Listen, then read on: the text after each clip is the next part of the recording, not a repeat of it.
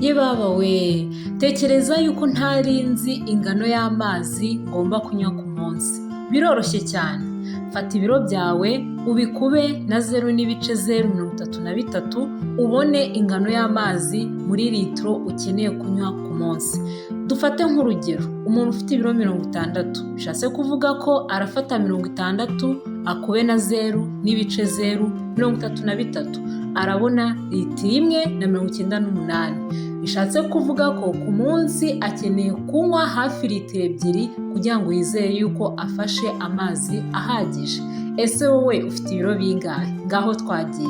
Fata telefone yawe ushyire muri calculator, ufate 0.033 ubikube n'ibiro byawe. Uhita umbwira muri comment ese ni litiro zingahe ngomba kunywa ku munsi. Ibuka gukora like ndetse na follow kugira ngo ukomeze kubona ibindi biganiro bigutegereje bijyanye n'ubuzima.